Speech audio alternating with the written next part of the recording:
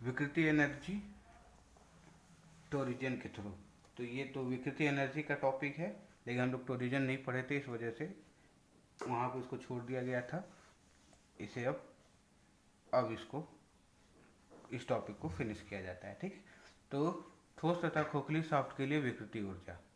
ठीक, तो इसमें पहले हम सॉलिड सॉफ्ट के लिए विकृति ऊर्जा निकालते हैं। ठीक है, तो हमारा एक सॉलिड सॉफ्ट है जिसका व्यास कैपिटल डी है। ठीक है, इस सॉफ्ट पर टी का बल गुण कार्य कर रहा है, जिससे कि पॉइंट डी विस्थापित होकर D1 पर आ जाता है। ठीक है, अर्थात कि ये विस्थापित कितना हो रही है, थीटा एंगल ये विस्थापित हो रही है। ठीक है, तो हमारा जो सॉफ्ट है, और हम जानते हैं कि ये बल केंद्र की तरफ 0 होगा और परिधि पर ये मैक्सिमम होगा, तो हम क्या लेंगे, औसत बल लेंगे। ठीक है, तो माना कि ठोस सॉफ्ट पर धीरे धीरे टी मान का एक बल गुण कार्य कर रहा है। ठीक है, जिससे सॉफ्ट का मरोड़ कोण कितना है, थीटा हो जाता है। मतलब कि सॉफ्ट में जो विस्थापन है वो थीटा का हो रहा है। तो सॉफ्ट में एकत्रित विकृति ऊर्जा कितना हो जाएगा, U बराबर हाफ बल गुणे विस्थापन। ठीक है, क्योंकि हमने औसत बल लिया है तो T/2 हमारा बल हो गया और थीटा हमारा विस्थापन हो गया। किया गया कार्य ही विकृति ऊर्जा के रूप में संचित होता है।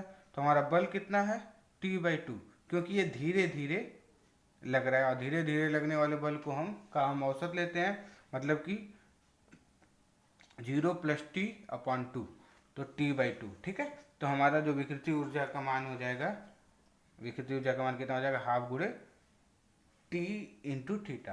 ठीक है, तो ये क्लियर है कि T/2 हमारा धीरे धीरे भार है, लगने वाला भार है, और थीटा इस सॉफ्ट में विस्थापन है। तो U बराबर हाफ T × थीटा हो जाएगा। ठीक है, अब मरोड़ इक्वेशन का, टोरिजन इक्वेशन का उपयोग करके हम T का मान निकाल लेंगे। तो मरोड़ इक्वेशन हमारा क्या है, T/J। मरोड़ इक्वेशन क्या है हमारा, T/J बराबर Q/R = gθ/L। ठीक है, अगर R हमारा ये सॉफ्ट का D दिया है तो R बराबर D/2 लिख लेंगे। ठीक है, तो टोरिजन इक्वेशन से हम T/J बराबर Q/R लिखते हैं। ठीक है, तो ये वाला टर्म लेते हैं तो हमारा T/J Q/R आता है। ठीक है, और J का मान πD/4/32, क्योंकि वृत्ताकार है तो इसका पोलर जड़त्व गुण इतना ही होगा। ठीक है, बाई Q, और R हाफ लेंगे।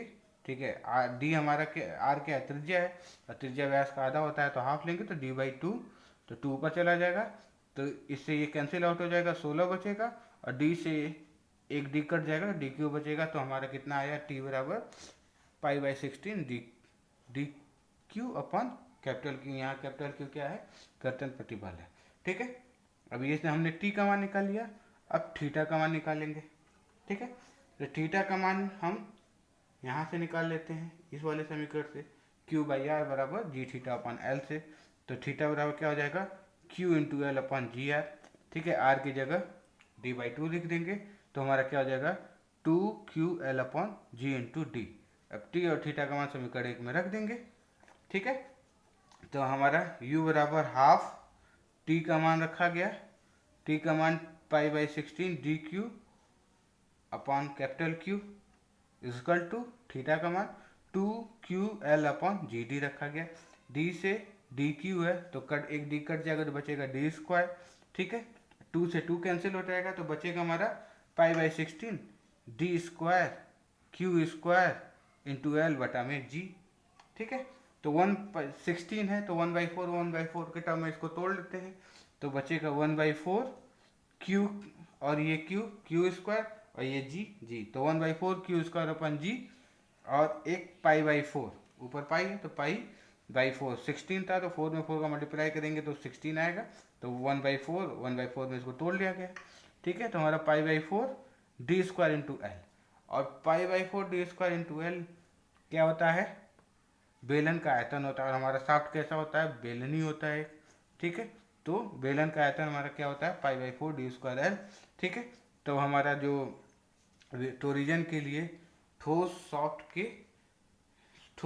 के लिए जो विकृति ऊर्जा का मान आएगा वो कितना आएगा, 1/4 Q²/4 इंटू सॉफ्ट का आयतन। ठीक है, तो ये हमारा ठोस सॉफ्ट के लिए विकृति ऊर्जा हो गया। ठीक है, इसी प्रकार हम खोखले सॉफ्ट के लिए विकृति ऊर्जा का मान निकालेंगे। ठीक है, तो अब नेक्स्ट हम हालो सॉफ्ट के लिए विकृति ऊर्जा का मान निकालेंगे। खोखले सॉफ्ट के लिए भी विकृति ऊर्जा का मान उसी प्रकार निकालेंगे जिस तरह सॉलिड सॉफ्ट का निकाले थे। ठीक है, तो बस अंतर यही होगा कि सॉलिड सॉफ्ट में सिर्फ एक व्यास होता है और खोखले सॉफ्ट में दो व्यास होते हैं, एक आंतरिक एक बाहरी। तो बाहरी व्यास को डी आउटर और आंतरिक व्यास को डी इनर से रिप्रेजेंट किया।